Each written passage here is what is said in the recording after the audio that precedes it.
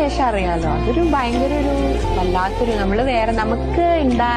നമ്മുടെ ഉള്ളില് ഒരിക്കലും ഉണ്ടാവും എന്ന് വിചാരിക്കാത്ത കുറെ കാര്യങ്ങളൊക്കെ പുറത്തു വരും നമ്മളൊരു അമ്മയായി കഴിഞ്ഞാൽ.